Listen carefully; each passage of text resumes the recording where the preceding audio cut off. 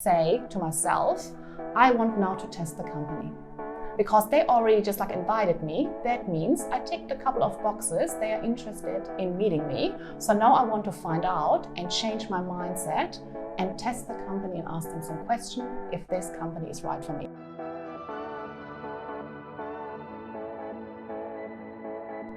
Hi ladies, welcome to another episode of our Smart Women, Smart Moves video series, where we sit down with a variety of experts to get all their tips and tricks to help you level up with your life. If we haven't met before, my name is Tia Angelos and I am the founder of Smart Women Society. We're here to help you get smarter with your money, career, well-being and love life in a really actionable and easy to understand way. We're very lucky to be joined for part 2 of our interview series with Becks Meyer.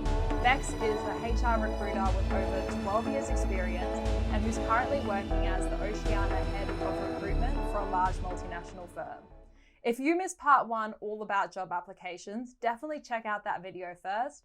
But as you can see from the title of this video, we are going to be talking about all things job interviews.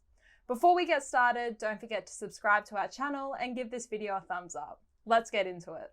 Becks, thank you so much for joining us today. Thank you so much for having me. So job interviews can be super nerve-wracking, especially if you haven't prepared or you have no idea what to expect. Before we jump into the video, Becks, can you tell us a little bit more about yourself? Sure, absolutely. So my name is Becks Meyer. I have recruiting experience around 14 years now. So I started in a recruitment agency back in the days. There was nerve-wracking, but a good learning and starting point as a recruiter. From there on, I moved on to executive search and then finally to internal recruitment, where I'm still in, and my focus is campus recruitment with a passion for diversity and Indigenous recruitment. Amazing. So to make this video really clear and as helpful as possible, we have split all the questions into 3 parts. So before the interview, during your interview, and after your interview. So let's start off with part 1, before the big interview. What kind of background research or preparation should you do before your interview? What I do, and perhaps that's the reason why I'm German. So what I always check out, where do I have to go and when? So what I always do, just like in person, and I've done that for just like my last interview, I checked out the location. For me, it's very important. And if it's a face-to-face interview, just like have a look where you need to go, how long you need, because the worst thing is when you're just like not there in time. When you apply for a big organization, sometimes it can be tricky to just like, get used to this building and where to go, which lift to use and all these kind of things. That makes me always, just like very calm and just like calms my nerves. What you have to research for sure as well, you've already applied, you already tick the boxes, they want to meet you.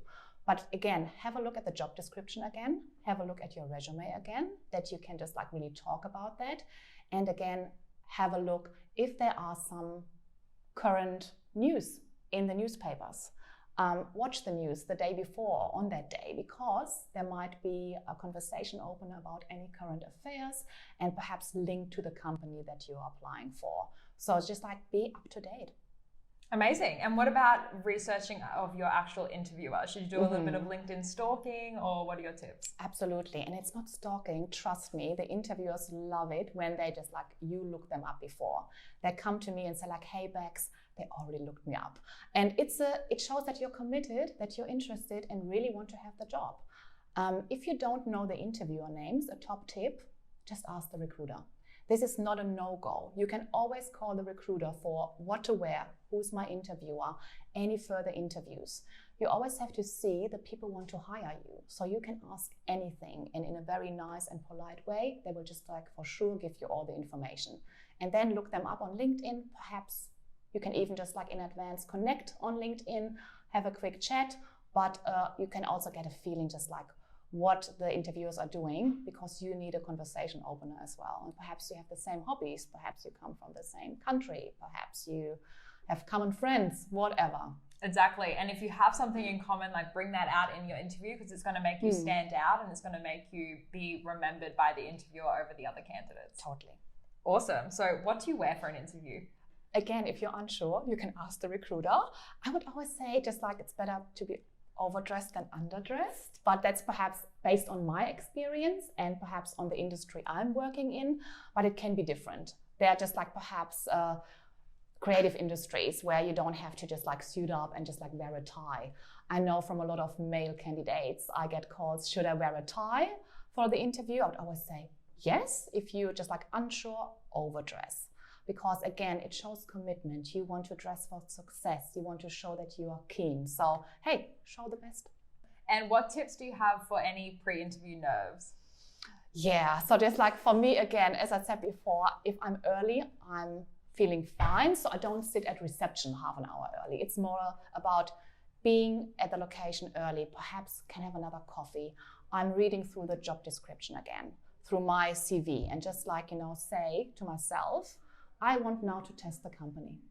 Because they already just like invited me, that means I ticked a couple of boxes. They are interested in meeting me. So now I want to find out and change my mindset and test the company and ask them some questions if this company is right for me. And that helps me a lot. Yeah, and that's an awesome tip as well. It's important to remember that an interview is a two-way street. So not only are they getting to know you better, you're trying to understand the job better, the company, and if it's a good fit for you. So changing that mindset really takes away a lot of those nerves that you probably had before. And it's easier said than done for sure, but always think they want to hire you.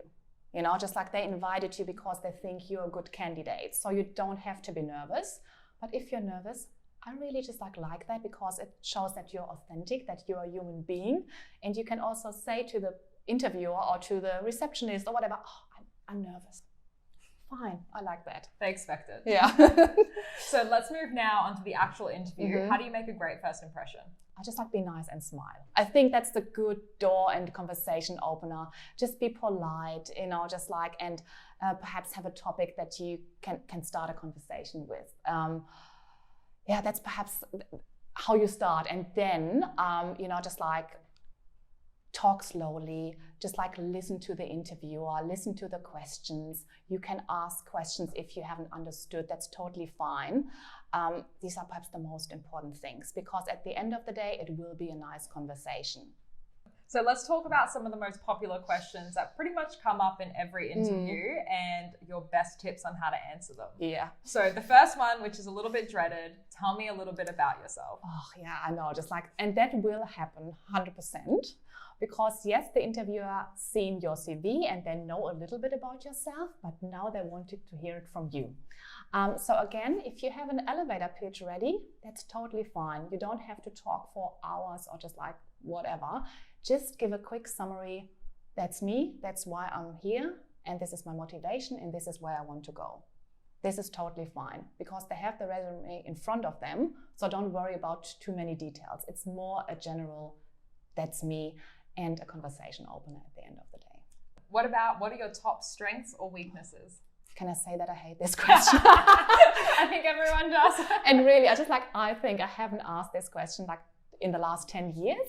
It's a little bit, not old school, but I know some recruiters or hiring managers that ask that, or they ask it in a different way.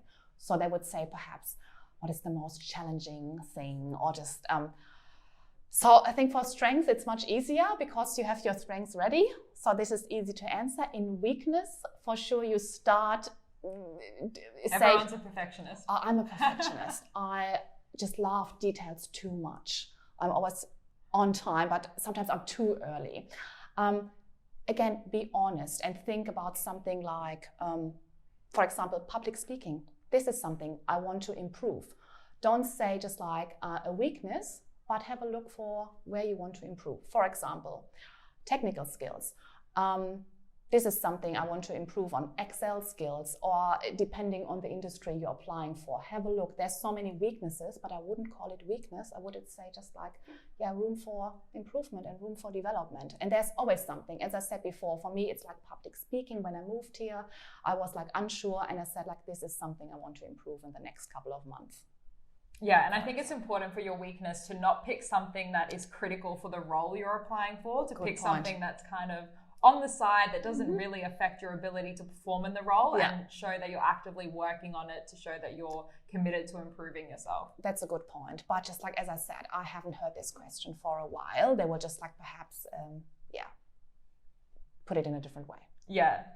What about tell us about a time you made a mistake and how you handled it? Again, just like be honest, and as you said here before, just like perhaps don't pick a mistake that is like crucial for this role.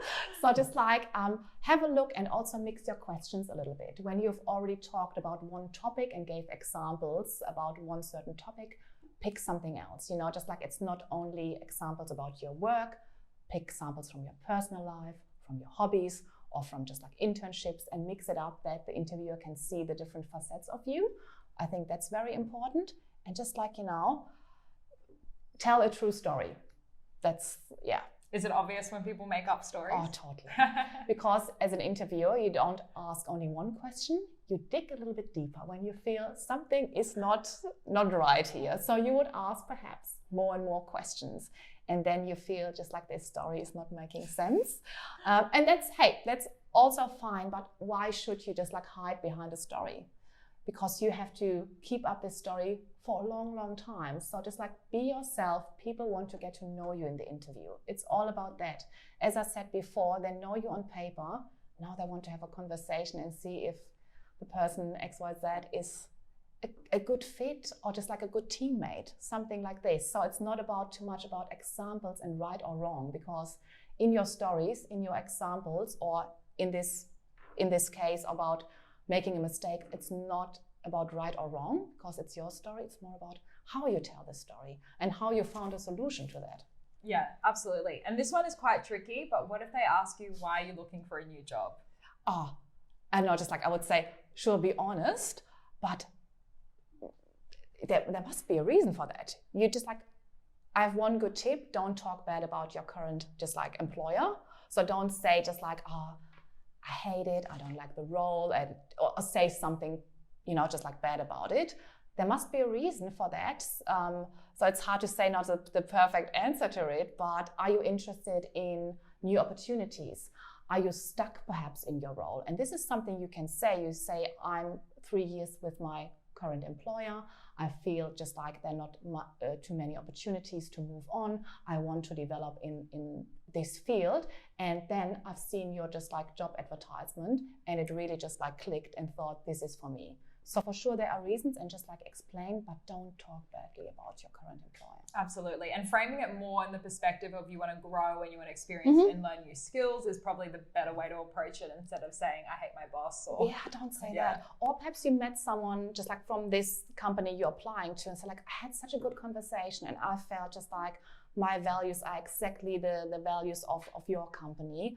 Or I just like had a good conversation and feel just like I want to move on. I want to start something new. That's totally normal. That's human being. So yeah. Amazing. And then one of the most popular types of questions are behavioral questions, which are the tell me a time when you did this. What's the best way to answer them? I always say, as everyone said, the STAR technique. But I totally get that when you're sitting in the interview and the interviewer is sitting in front of you and you start STAR and try to structure your answer while you're nervous. So top tip, prepare. Just like Google behavioral-based questions, and there will come up a list of all those questions. Take a couple of hours to prepare examples, and you can use examples for different kind of behavioral-based questions, so you don't have to reinvent the wheel and just like, you know, come up with 100 different examples, but structure your example. So not sure if you heard about the STAR technique. That's like situation. So you just explain the story. And again, there is no right or wrong because it's your story. T is the task. So what have you done?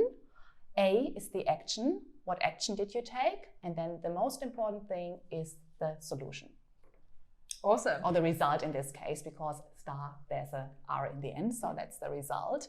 And that's the whole story.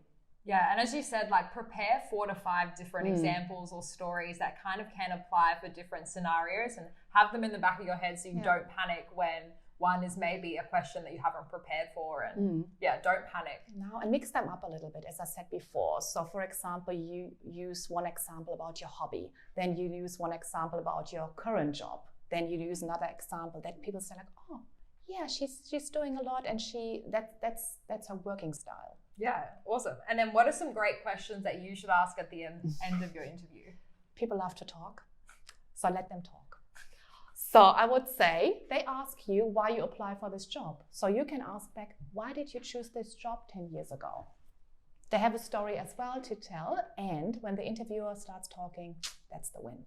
So ask them something about it. Ask them about their biggest achievement, their challenge. What was the biggest win? Things like this. If you want to ask some more technical stuff, that's totally fine, depending on the job you're applying for or the industry. But I would always just start a conversation with the interviewer and make them feel that you are interested. So it's also really important to remember that the interview actually doesn't end when you leave the room or you hang up on your Zoom call. What is the correct post-interview protocol? I love to see an email, to be honest, or just connect on LinkedIn or something. But I know when interviewers receive a thank you email, they always tell me because they really appreciate that. So I would always go for that. And it costs you a minute to say thank you so much for your time. As I said, it's a two-way street, but it's a really nice ending of a whole process. And then I just give the interviewer or the hiring manager a couple of days because they have to sit together. Perhaps they have some more interviews. There's also, you can always follow up, but give them some days. I have the experience sometimes on the same day or the day after, you get called up, I haven't heard back. Give them some time, especially when it's perhaps a bigger company and there are just longer processes around that. And if you're not successful, should you ask for feedback? Absolutely. A good company, to be honest, should give you feedback anyway. So you don't have to request it. They should give you a call and not only a random rejection email, because there will be feedback and it's so important for you. And perhaps it's only a near miss and it's very important for you to know how to improve. So please, if you don't get feedback automatically, call up the recruiter and ask them for feedback. And in most of the times, they even connect you with the interviewer and you can have just a follow-up chat. So we asked our community if they had any questions for you, Becks, about interviews, and we have covered a lot of them in the video already, but I have a couple here. What are the biggest mistakes you can make in an interview? Be just rude, and I just had that. What I said before, don't talk badly about your current employer. Don't be late. I don't like that. Not only because I'm German. It's just there's some rules around that.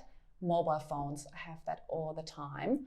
Having that next to you, not on mute, put it away just in your bag or whatever. Focus on the interview. Show the interviewer that you are focused, that you're committed, that you're interested. Don't distract yourself with other things. So that would be perhaps my main things that are happening all the time. And with rude, perhaps to explain that a little bit, sometimes it's nerves. So when you come in with a smile and say hello and just something nice, this is how you should start the interview. And I know being rude, sometimes the line between nervous and arrogant can be just very thin. So just make sure that you show that you're interested. And be friendly. A big smile at the beginning can totally change the whole dynamic of the whole interview. And the last question here is, how do you explain any career gaps? So if you went traveling or perhaps you took some time off, or do you need to bring them up or only mention them if you're asked? I like gaps, to be honest, because that shows that you have just done something, you have a story to tell. So again, you can already tell me about your gaps in the cover letter, in the resume, in the online tool. As I said before, there's so many just possibilities and options to tell your story.